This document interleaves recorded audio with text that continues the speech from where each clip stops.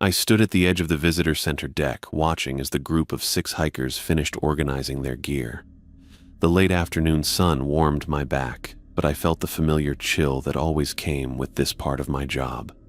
3 days in the backcountry, 6 hikers. Statistics suggested not all of them would make it out. "If I could have your attention," I called out, my voice carrying the weight of authority earned through years of service. "I'm David Harrison, Senior Park Ranger.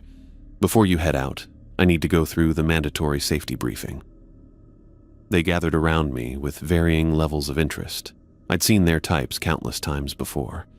The eager first-timers, the overconfident experienced hikers who thought they knew better than the rules. The pattern never changed, only the faces. "I assume you've all been briefed on standard wilderness precautions. Bear safety, weather awareness, leave no trace principles." I paused, making eye contact with each hiker. "What I'm about to tell you goes beyond those basics. These are 6 rules specific to this section of the Smoky Mountains. Following them isn't optional. It's required for your survival." A tall man with expensive hiking gear snorted quietly. Robert Mitchell, according to my check-in sheet. Mid-30s, listed himself as an experienced backpacker. The dangerous kind of hiker, the one who thought he knew better. Rule number 1, stay on marked trails at all times. Not just for environmental protection. The marked paths are maintained with certain protections. Step off them, especially at night, and you're in territory we can't guarantee your safety in.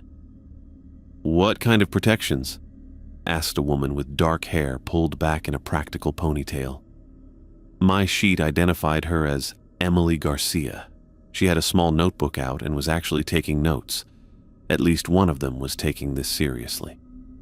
Salt lines embedded in the trail boundaries, iron filings mixed in with the gravel. Old methods, but effective. I kept my tone matter of fact.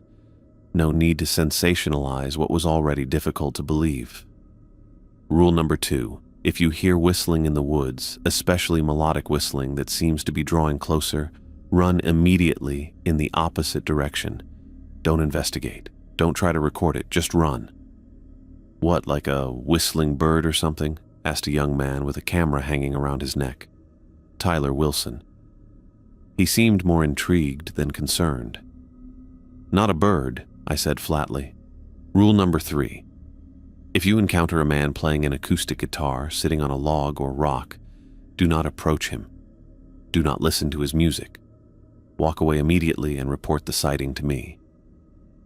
"These sound like campfire stories," Robert interrupted, crossing his arms. "Is this some kind of tourist gimmick? Spook the city folks with ghost stories?" I looked at him directly. "Mr. Mitchell, I've lost 17 hikers in my 12 years patrolling these mountains. 6 of them went missing after ignoring rule number 3. We only found partial remains for 2 of them." That silenced him momentarily, though his expression remained skeptical. Rule number 4. If you see unusual lights between the trees, particularly blue or green lights that move in patterns, do not follow them regardless of how beautiful or compelling they seem. They're not fellow hikers, they're not natural phenomena, and they will lead you to your death. "Will-o'-the-wisps," whispered a quieter woman I identified as Sarah Brooks. "My grandmother used to talk about those." I nodded. Your grandmother was wise. Rule number 5. If you encounter a park ranger, verify their identity. Ask to see their badge number and compare it to the one I'm giving you now. I handed Emily a card with my badge information. "Real rangers patrol in scheduled rotations. We don't wander randomly through the backcountry." "Why would we need to verify rangers?" asked an athletic woman, Jessica Sanders, according to my sheet. "Because sometimes things in these mountains wear familiar faces to lure hikers," I answered. Which brings me to Rule 6. If you hear or see a child alone in the woods, do not attempt to help them. Report it to me immediately via radio, but do not approach, speak to, or attempt to assist any child you encounter away from designated camping areas. The final man in the group, Kevin Adams, who had been quiet until now, frowned. You expect us to ignore a lost child? That seems wrong. There are no children registered for backcountry camping this week, I explained. Any child you encounter out there is not what they appear to be. Following this rule has saved lives. Emily raised her hand like she was in a classroom. These rules all sound like they're about supernatural things. Do you actually believe in that? I considered my answer carefully. Too much truth and I'd lose them completely. Too little, and they might not take the danger seriously. What I believe doesn't matter. What matters is that these rules have proven effective at keeping hikers safe in this part of the park. You can think of them as precautions against natural phenomena that we don't fully understand yet, if that helps. But follow them regardless of what you believe they're protecting you from. Robert laughed outright. This is ridiculous. You're telling us to be afraid of whistling, guitar players, lights, and lost kids? This has to be some folklore meant to scare tourists for fun. Think what you want, I said, my patience wearing thin after years of similar reactions. But stay on the trails, follow the rules, and you'll all make it back alive. I distributed emergency radios to the group, demonstrating how to use the channel that connected directly to my handset. Check in each night at 7. I'll be patrolling the same routes, keeping a safe distance unless you need assistance. As they shouldered their packs and made final adjustments to their gear, I noticed Emily glancing back at me nervously. Her eyes held a question. Was I serious, or was this all elaborate theater? Tyler seemed almost eager to encounter something strange, testing his camera settings as if hoping to document the supernatural. Jessica and Kevin exchanged uncertain looks, while Sarah methodically checked her map, seemingly taking my warnings to heart despite their strangeness. Robert led the way toward the trailhead, his posture radiating confidence bordering on arrogance. Come on, folks. The only thing we need to worry about out there is bears and bad weather. The rest is just local color to make our trip more exciting. I watched them disappear into the tree line, the forest quickly swallowing their colorful backpacks and excited chatter. Following protocol, I'd give them 30 minutes head start before beginning my patrol. Just enough time to get my own gear ready and prepare mentally for what might be coming. Too many of them had looked at me with disbelief. Experience told me that at least one would break the rules, likely Robert, possibly taking others with him. I checked my specialized equipment one last time. Iron filings, salt packets, silver-edged knife, emergency flares designed to emit specific light frequencies. The sun continued its descent toward the horizon. In 30 minutes, I'd begin following their trail, watching from a distance, hoping I wouldn't need to use any of the tools I carried. But hope rarely counted for much in these mountains, where ancient things still walked and hunted under the cover of disbelief. I gave the hikers their 30-minute head start, then shouldered my own pack and began walking the same trail. The gear felt heavy against my back, but it was a familiar weight, one I'd carried hundreds of times before. Each item represented a lesson learned, often paid for in blood. Iron filings from the incident 3 years ago, silver-edged blade after what happened to that family last summer, protective measures evolving with each new encounter, each lost hiker.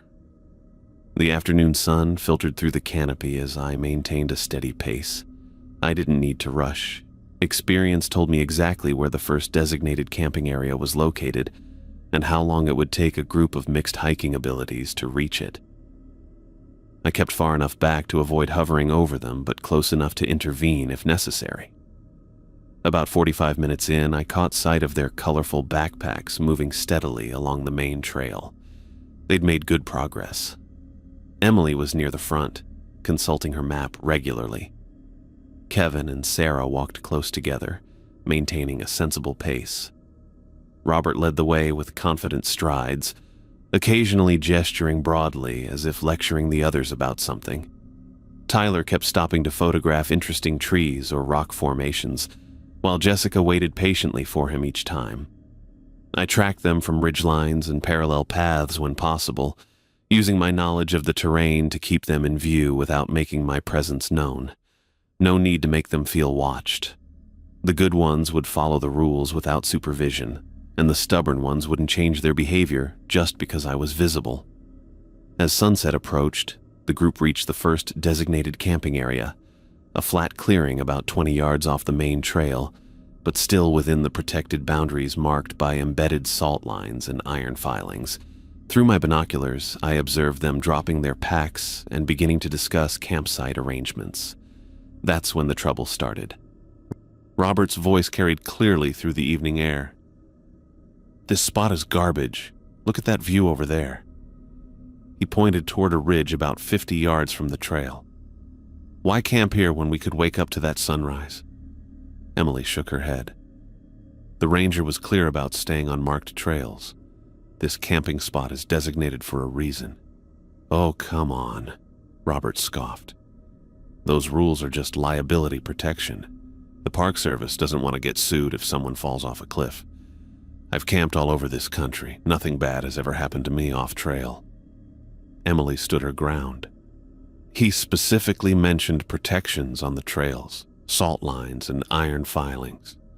"Superstitious nonsense," Robert said, waving his hand dismissively. "You really believe that stuff? Next you'll be carrying garlic to ward off vampires." Their argument continued as the others looked on uncomfortably. I watched as the group began to split. Tyler seemed torn, looking from Emily to Robert.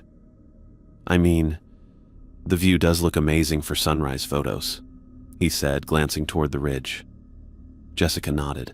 "And the ground looks flatter over there. Less roots to sleep on." Sarah checked her map. "The designated area is marked for a reason. I'm staying here." "Me too," Kevin added quietly. I watched as Robert shrugged, then turned to Tyler and Jessica. "Your loss. Come on, we'll set up over there and have the best campsite photos to show everyone back home." The three of them gathered their gear and headed toward the ridge while Emily, Sarah, and Kevin began setting up in the proper camping area. I knew I needed to intervene. This was exactly how people got hurt, or worse. I circled around to approach from the trail, rather than suddenly appearing from the forest. Emily spotted me first as I walked into the designated camping area. "Mr. Harrison," she said, looking relieved. "We tried to tell them to stay here, but—" "I heard," I said, setting down my pack. "You three did the right thing staying on the marked path." I turned toward the ridge where Robert's group was already hammering tent stakes into the ground.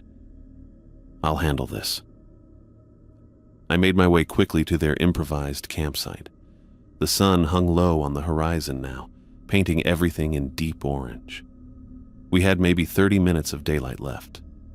Not much time to correct this situation. "You need to break this down and move back to the designated area," I said without preamble. Robert looked up from his half-assembled tent. "Oh, come on. We have permits for backcountry camping anywhere within park boundaries." "Not anywhere," I corrected him. "Only in designated backcountry camping zones. This isn't one of them." "This is ridiculous," Robert said, continuing to secure his tent. "We are 50 yards from your precious trail. What's going to happen? The bogeyman going to get us?" "Something like that," I said flatly. Tyler laughed nervously, looking between Robert and me. Jessica had stopped unpacking her sleeping bag, seeming unsure. "Look," I said, trying a different approach. "I know it seems arbitrary, but these rules exist because of liability." Robert interrupted. "The Park Service covering their ass. I get it."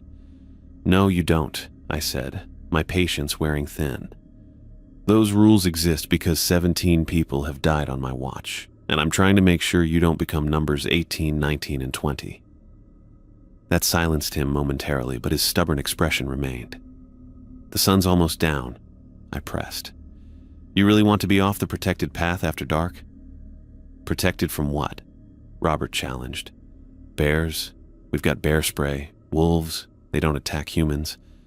What exactly are you protecting us from with your magic salt lines?" Before I could answer, the light faded significantly as the sun dipped below the mountain ridge. and then we heard it. A low, melodic whistling drifting through the trees from somewhere behind Robert's unauthorized campsite. My blood went cold. I recognized that sound immediately. "Everyone back to the trail now," I ordered, my voice deadly serious. "Leave your gear, move." Emily, Sarah, and Kevin were already on their feet in the designated area, looking around nervously. "What is that?" Jessica asked, her eyes wide. "Rule number 2, I reminded them. "Run in the opposite direction, now." The whistling grew slightly louder, the melody complex and somehow wrong, notes that shouldn't flow together but did. I'd heard it before. Those who listened too long never returned. Emily, Sarah, and Kevin immediately began moving toward the main trail. Jessica grabbed her pack, but I shook my head. "Leave everything. Just go." Tyler stood frozen, his head tilted slightly as if trying to hear the melody better. His eyes had a glazed look that I recognized from previous incidents. The whistling had him. "Tyler!" I snapped, but he didn't respond. Jessica grabbed his arm. "Tyler, come on." When he didn't move, she physically dragged him away from the sound. "Tyler, snap out of it." Robert remained by his tent, though I could see uncertainty creeping into his expression. "This is some kind of park ranger prank, right? You guys do this to scare the tourists?" The whistling changed tone, becoming more complex, more enticing. It seemed to be coming closer. "Robert," I said firmly, "look at Tyler. Does he look like he's reacting to a prank?" Tyler was still being pulled along by Jessica, his movements mechanical, his eyes unfocused as he tried to turn back toward the sound.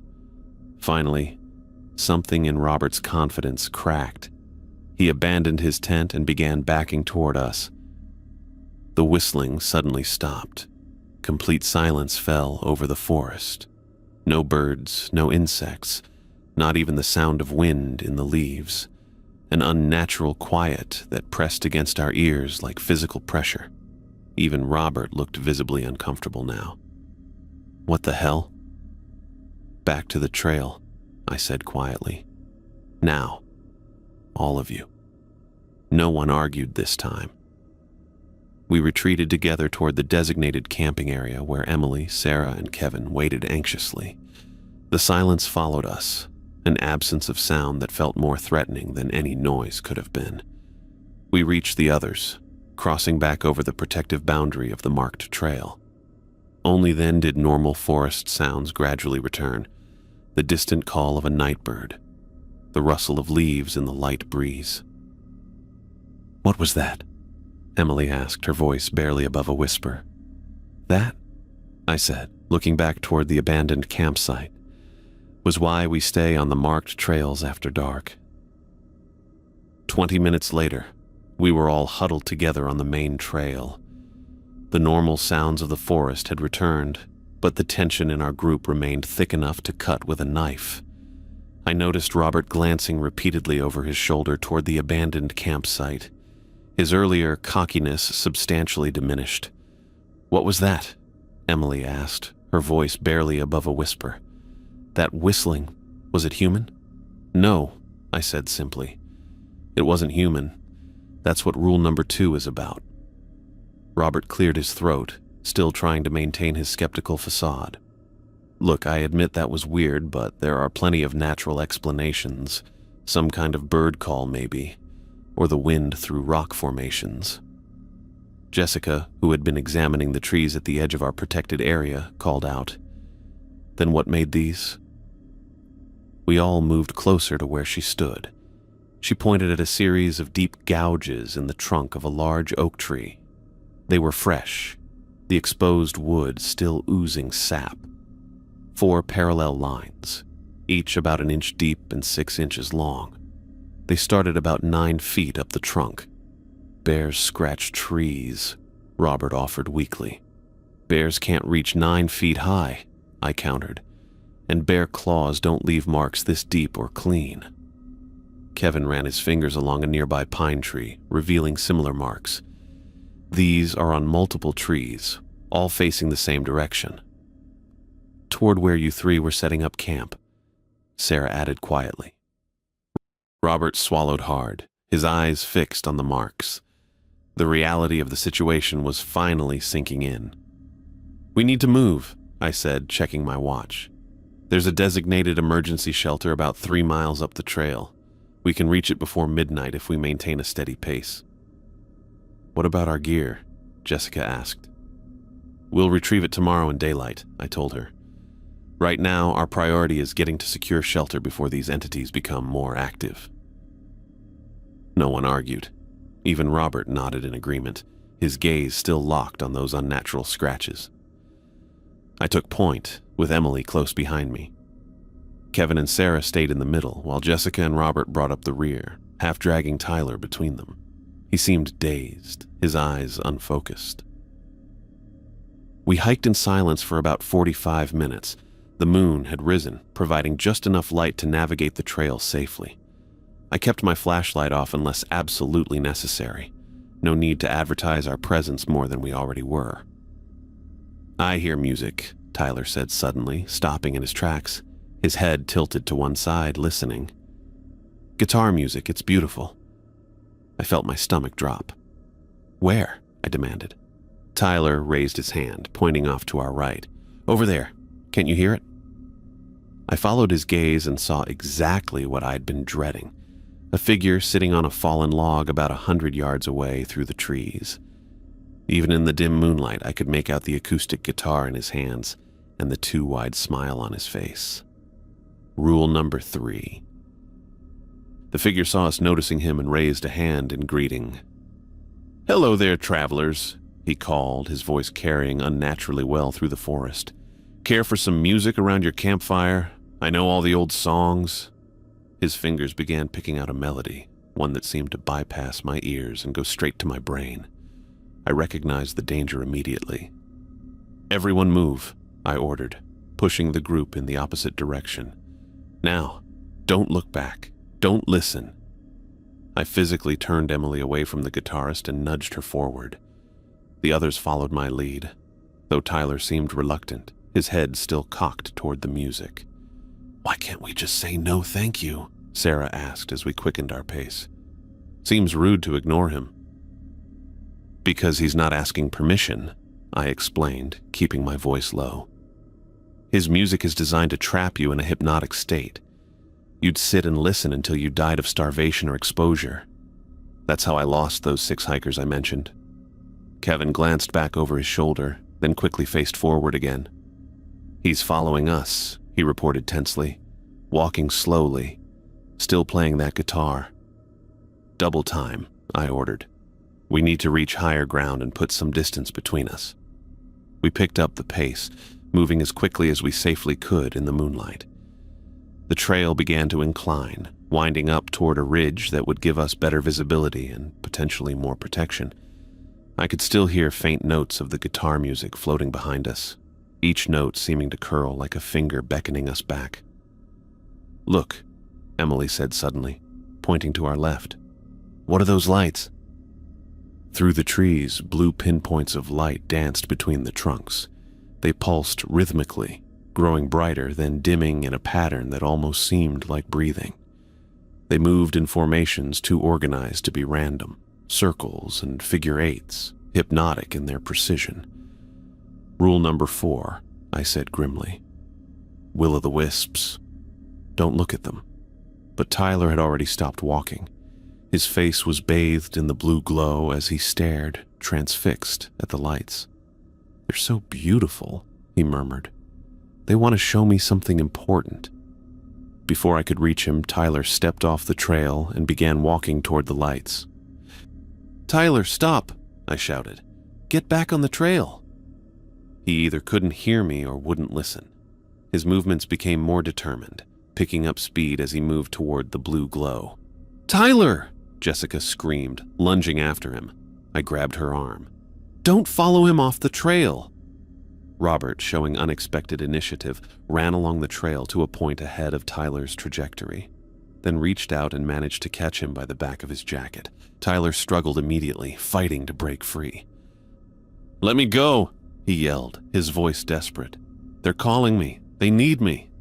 Jessica rushed to help Robert, and together they physically restrained Tyler, who fought against them with surprising strength. His eyes never left the lights, which seemed to pulse more intensely, as if in response to his attention. "Hold him!" I ordered, quickly digging through my pack for something that might help. I pulled out a small pouch of iron filings and moved to where they were struggling with Tyler. "Keep his eyes covered," I told Jessica, who immediately placed her hand over Tyler's eyes. He thrashed even harder, making incoherent noises of distress. I spread a line of iron filings across the trail in front of us, then took a pinch and rubbed it across Tyler's forehead while he struggled. An old method, but sometimes effective. The lights behind us flared brightly, then retreated deeper into the forest, as if repelled by the iron. Gradually, Tyler's struggling subsided. When Jessica cautiously removed her hand from his eyes, he looked confused and exhausted. "What happened?" he asked, his voice hoarse. "Why are you all holding me?" "You don't remember trying to go to the lights?" Emily asked. Tyler shook his head slowly. "Lights? What lights?"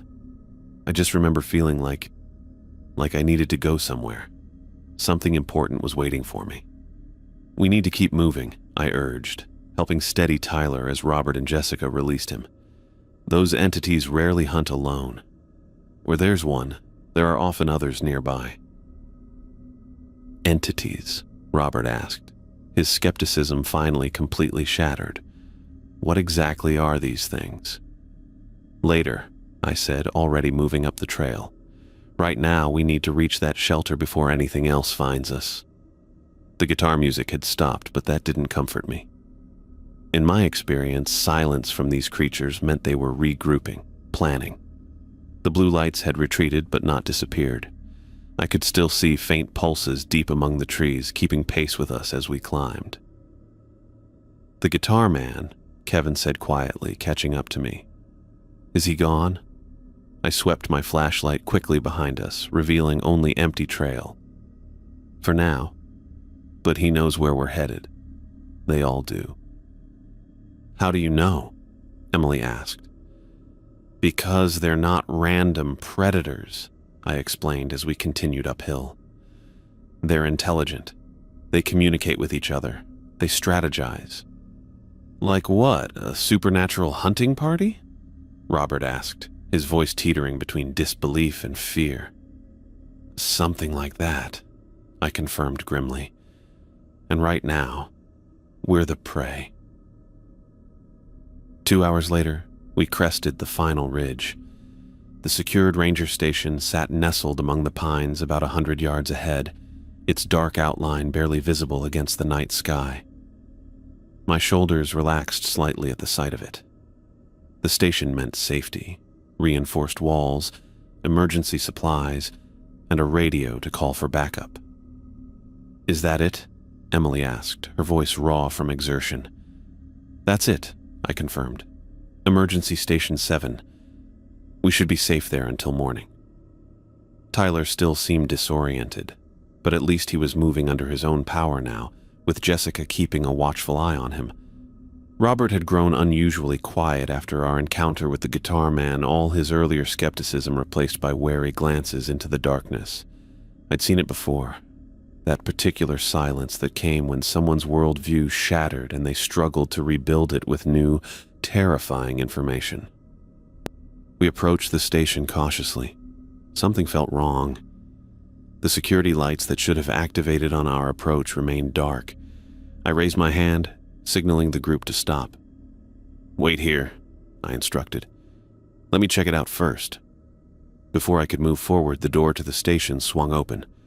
Light spilled out from inside, and a figure stepped onto the small wooden porch. My blood froze. The man wore a park ranger uniform identical to mine. Same badge, same hat, same build, same face. "Hello there," he called, his voice, my voice, echoing in the clearing. "I'm Ranger David Harrison. Looks like you folks are having quite the emergency situation." I immediately pushed Emily behind me and drew my flashlight, aiming the beam directly at the imposter's face. "Everyone stay back," I ordered, my voice low and urgent. "That's not a ranger." The thing that wore my face smiled at me, the expression stretching a little too wide. "What are you talking about?" it asked, stepping forward with perfect mimicry of my walk. "I'm stationed here tonight." It turned to the hikers. "I'm afraid your guide might be suffering from exhaustion. It happens sometimes out here. The isolation, the stress. Ranger Harrison has been showing signs of paranoid delusions for weeks now." Emily pressed closer to my side. "That's not right," she whispered. "How could it know your name?" "Rule 5, I reminded them all. "Never trust a ranger you encounter randomly in the backcountry. Always verify their badge." Sarah pulled out the card I'd given her earlier. "What's your badge number?" she called to the figure. The imposter's smile widened further. 74983. My actual badge number. I felt sick. "It's not right," I said firmly. "This station isn't scheduled for staffing tonight." "Plans change," the false ranger replied smoothly. "After reports of hikers going off trail, management sent me out here as a precaution." It gestured toward the open door. "Now why don't you all come inside? I've got hot food, medical supplies, and a working radio to call for rescue services." I could feel the group's hesitation. The promise of warmth, food, and safety after what we'd been through was powerfully tempting. Robert took a step forward. "Look, I don't know what's happening between you two, but I'm freezing and exhausted." "Robert, don't," I warned. He ignored me, addressing the imposter. "You said you have a radio? We need to report 2 missing hikers." "Of course," the thing wearing my face nodded sympathetically. "Come inside, and we'll make that call right away." Robert started walking toward the station. I couldn't let him enter. Whatever waited inside wasn't rescue or safety. In all my years patrolling these mountains, I'd never encountered this particular entity before, but its purpose was clear. The false ranger stood between our group and the only secure shelter for miles. I made a split-second decision and launched myself forward, tackling Robert to the ground before he could reach the steps of the station. "What the hell?" he shouted, struggling beneath me. "Look at its face," I hissed, pinning him down. "Look at it!" The imposter's expression had changed. As we all stared, its features began to shift, the familiar contours of my own face melting away. Its eyes darkened, not just the irises, but the entire eye turning black and reflective like polished obsidian. Its mouth stretched impossibly wide, splitting the lower portion of its face. "Sweet Jesus," Kevin whispered behind us. The thing abandoned its human pretense entirely, its body contorting in ways no human skeleton would allow. It retreated backward into the darkness of the station, moving with a strange, jerking gait. "Don't follow it," I ordered, helping Robert to his feet. He didn't resist now, his face pale with shock. "We need to leave. This place isn't safe anymore." "Compromised," I cut her off. "We keep moving. There's an old fire road about a mile east that leads back to the main park entrance." As we backed away from the station, a new sound came from the forest to our right. A child's voice, high and frightened. "Help me, please! Is anyone there? I'm lost!" The voice cracked with a sob that made my skin crawl. Rule 6. No children were registered in the backcountry this week. Jessica's head snapped toward the sound.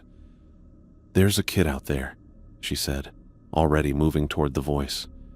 I grabbed her backpack, yanking her backward. "That's not a child!" "Let go!" She struggled against my grip. "Can't you hear it? It's scared." "Please help me," the voice called again, closer now. "I can't find my mommy." I could see the conflict on Jessica's face, her rational mind remembering my warnings warring with her instinct to help a child in distress. "We need to go," Emily urged, taking Jessica's arm. "But..." Jessica looked toward the trees, her expression torn. A small figure emerged from the darkness. From a distance, it appeared to be a child of about 8 or 9 years old, wearing what looked like pajamas. It kept its head down, shoulders shaking with quiet sobs. "See? It's just a little kid," Jessica said, pulling against my grip. "Wait," I warned, not releasing her. The child thing stopped at the edge of the clearing. Slowly it raised its head. Black eyes, identical to those of the false ranger, stared back at us. Its mouth opened, revealing rows of needle-sharp teeth that no human child possessed. Jessica screamed, stumbling backward into Emily. The creature lunged forward with impossible speed, heading straight for Jessica. I shoved both women behind me and reached for my flare gun. I'd loaded it earlier with a specialized flare designed to emit a specific light frequency, one that these entities found painful. I fired directly at the approaching creature. The flare erupted in a blinding white-blue light that illuminated the entire clearing. The child thing shrieked, a sound no human vocal cords could produce, and retreated back toward the tree line, arms raised to shield its sensitive eyes from the harsh light. "Run!" I shouted, already backing away while keeping the flare between us and the creature. "Toward the east trail. Now!" No one argued this time. We ran together in the direction I'd indicated, the flare's light fading behind us as we plunged back into the darkness of the forest. The harsh glow of my flare began to fade, casting long shadows across the forest floor. In the dimming light, a terrible realization hit me. We weren't dealing with isolated incidents anymore. The guitar melody that had stalked us earlier now came from 3 different directions at once, each playing the same haunting tune with perfect synchronization. Above us, that melodic whistling drifted through the tree canopy, no longer approaching from a single source but surrounding us completely. Through the gaps between trees, blue and green lights began to pulse in slow circles around our position. "What's happening?" Sarah asked, her voice barely audible. "They're working together," I said, scanning our surroundings for an escape route. I've never seen this before. In 12 years of patrolling these mountains, I'd encountered many entities, but they typically hunted alone, competing for prey rather than cooperating. This coordination meant something was directing them, likely the false ranger. That creature was different from the others, more intelligent, more dangerous. "We're trapped," Kevin said, pointing out the dancing lights that had now formed a complete circle around us. "Not yet," I said. "But we need to move. There's an old mining road about half a mile east. It cuts straight back to the park boundary." Robert looked around wildly, his earlier confidence completely gone. "Which way is east?" I pointed between 2 large oak trees where the forest seemed to thin slightly. "That way. But we need to stay together." I looked at each of their faces, trying to project more confidence than I felt. "Link arms. No matter what happens, don't break formation." They obeyed without question. Emily took my left arm while Jessica grabbed my right. Kevin linked with Emily, and Sarah stood between Kevin and Robert, who looked pale and shaky. "Keep your eyes on the person in front of you," I instructed. "Don't look at the lights. Don't listen to the music. Don't respond to any voices." We began moving as one unit, stepping carefully over roots and fallen branches. The whistling above us grew more frantic, as if irritated by our organized retreat. "Where's Tyler?" Jessica asked suddenly, looking around our group. My stomach dropped. In the chaos of linking arms, I hadn't noticed Tyler wasn't with us. I turned just in time to see him standing apart from our group, staring at the dancing lights with an expression of wonder. "Tyler!" Emily called out. "Come on!" But Tyler wasn't listening. His head tilted to one side like he was hearing something the rest of us couldn't. Without warning, he bolted toward the blue lights, moving with surprising speed. "Tyler, stop!" Jessica screamed, trying to break away from me. I tightened my grip on her arm. "Don't follow him." "We can't just leave him," Emily cried, her eyes wide with horror. Tyler had already reached the edge of the light circle. As we watched, he stepped into their midst, the blue glow washing over his face and body. "Tyler!" Jessica called again. I made the hardest decision of the night, one I'd had to make before with other hikers. We can't help him now. If we break formation, we all die. "But," Emily began. "There's no time," I cut her off. "Move, now." I pulled them forward, forcing the group to continue toward the mining road. Emily looked back repeatedly, tears streaming down her face. Jessica kept calling Tyler's name until her voice grew hoarse. The guitar music swelled around us as we pushed through the underbrush, the synchronized melodies shifting into something that sounded almost like laughter. The tree canopy began to thin, allowing moonlight to filter through. "There," I pointed ahead. "The mining road." A narrow dirt path cut through the forest, barely visible in the moonlight, but distinct enough from the surrounding wilderness. It hadn't been maintained in decades, but it would lead us back to civilization if we could follow it long enough. As we stepped onto the road, Robert suddenly dropped to his knees. "I can't," he gasped, his breathing shallow and rapid. "Can't go any further." Kevin knelt beside him. "He's in shock." I checked Robert's pulse. Too fast. His skin cold and clammy despite our exertion. Classic signs of physical exhaustion combined with extreme stress. He wouldn't make it on his own. "Sarah, Kevin, each of you take one side," I ordered. "We need to keep moving." They positioned themselves on either side of Robert, lifting him by his arms. He tried to help, but his legs barely supported his weight. "What about Tyler?" Emily asked, her voice breaking. I looked back the way we had come. The forest had gone eerily quiet. No guitar music, no whistling. Even the usual sounds of nocturnal wildlife had vanished. That's when I saw it.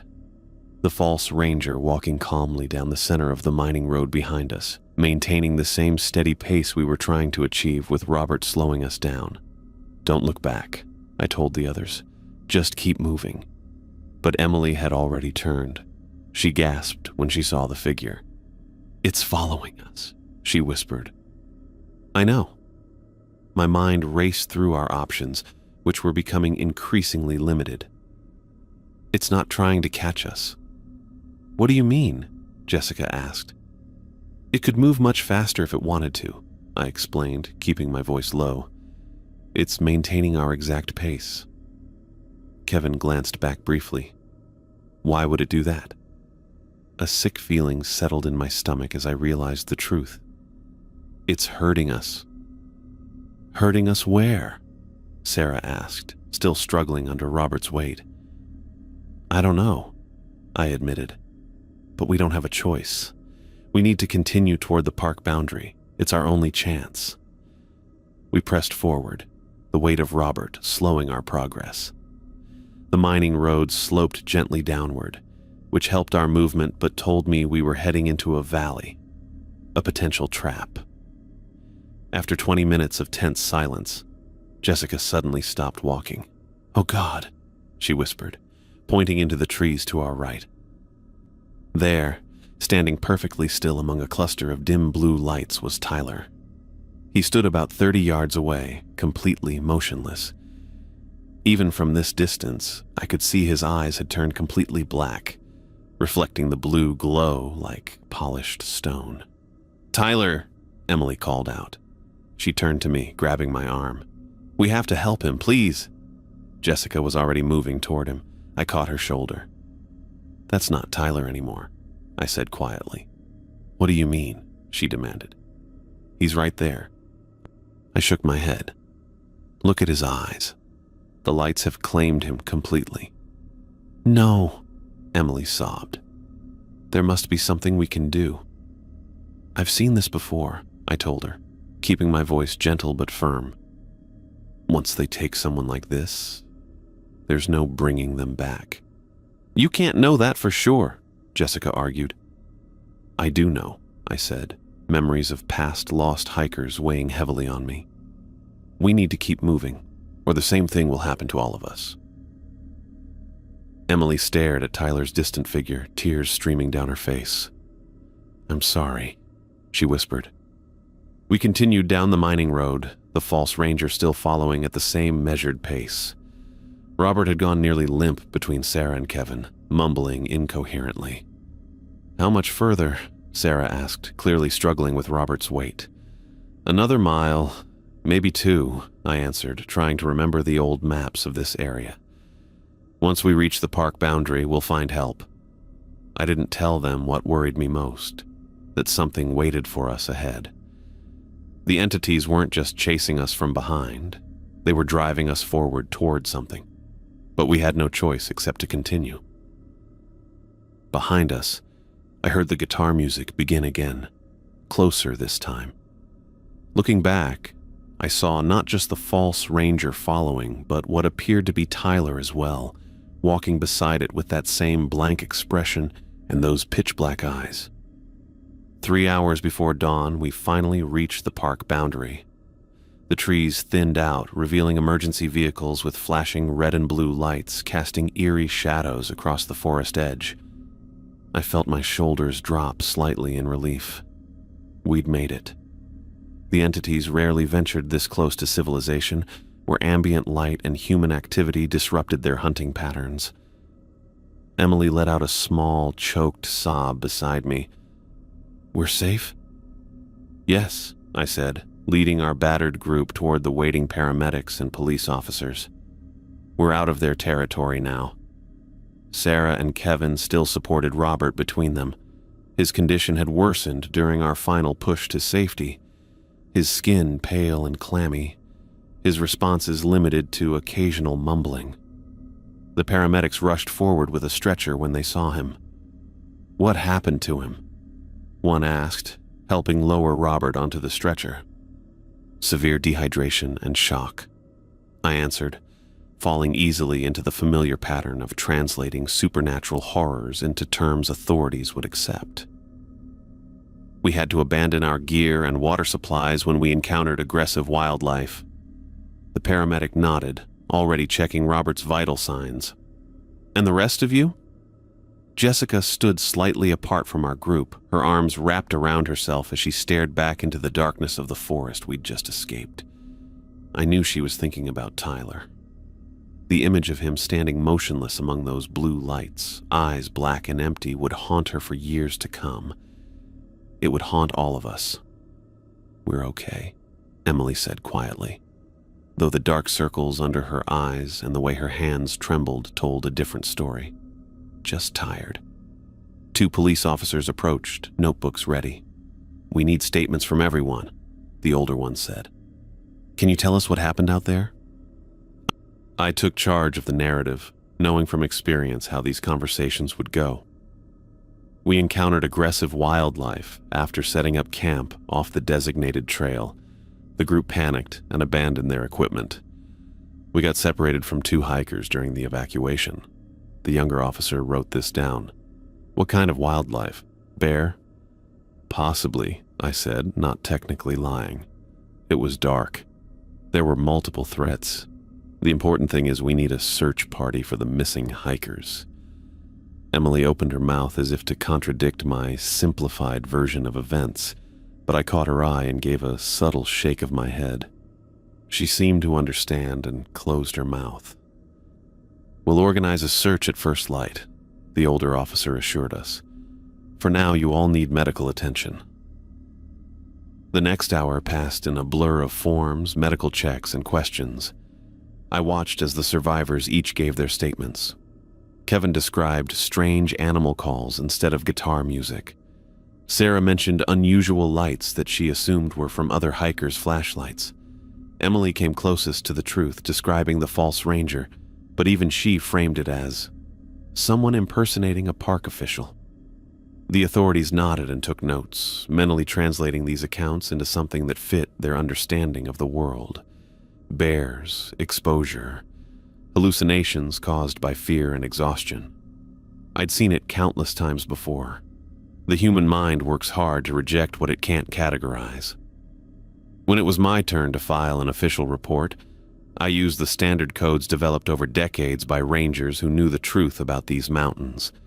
Environmental hazards instead of supernatural entities. Wildlife management. instead of containing otherworldly threats. Temporary trail closure to keep hikers away until the entities settled back into their normal patterns. Other experienced rangers would understand exactly what had happened and take appropriate measures. As the sky began to lighten with the first hint of dawn, emergency personnel prepared to transport Robert to the hospital. He'd been given IV fluids and was stable but still needed medical attention.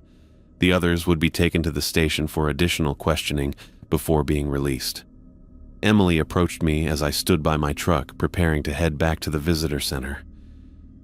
"How do you do it?" she asked, her voice raw with exhaustion. "How do you keep working in a place like this?" I looked at her, wondering how much truth she could handle. I've thought about quitting many times, but you don't. I sighed, looking back toward the mountains now visible in the pre-dawn light. For every group like yours, there are 5 others that make it through safely because they follow the rules. Without experienced rangers maintaining those boundaries and guiding groups, the casualty rate would be much higher. "Those things out there," she began, then paused as if deciding whether to acknowledge what we both knew to be true. "They're not natural, are they?" "They've been here longer than we have," I said simply. Emily nodded slowly. "I wanted to thank you for getting us out. I know you couldn't save everyone, but—" Her voice trailed off. I understood. The guilt of survivors. "Tyler made his choice," I said gently. "So did Jessica when she tried to go after him." Emily's eyes widened. "You mean when the lights took him?" I nodded. "I've seen it before.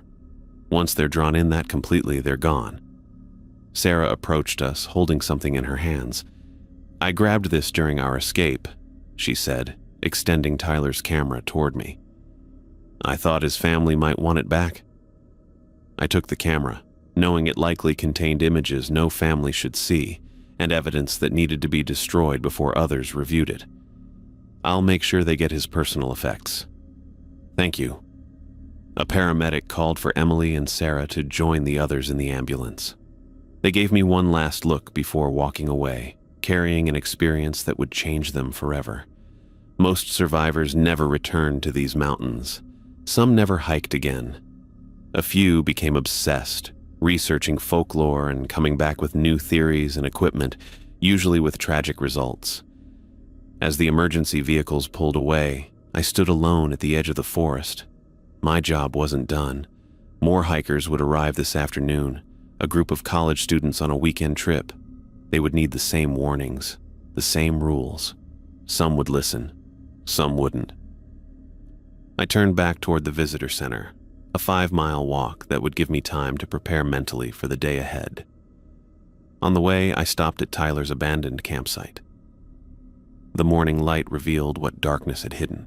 A family photo tucked into his tent pocket, a journal half filled with observations about nature, a bracelet woven by someone who loved him. I gathered these items carefully. Families always wanted something tangible to hold on to, even if they never learned the truth about what happened to their loved ones. Back at the ranger station, I updated my patrol log with the new supernatural activity patterns I'd observed. The coordination between entities was troubling and unprecedented. The false ranger represented an evolution in their hunting strategies. I noted all of this in carefully coded language that would alert other experienced rangers without alarming administrative personnel. Outside my window, the mountains rose against the morning sky, beautiful and deadly as they had been for centuries. I knew their dangers better than most, yet I remained. Not because I was brave or foolish, but because someone needed to stand between those ancient threats and the people who came here unaware. Someone needed to enforce the rules that kept most visitors safe, even knowing that some would inevitably ignore those rules and pay the ultimate price. I checked my watch. 4 hours until the next group arrived. Just enough time to shower, eat, and prepare to do it all again.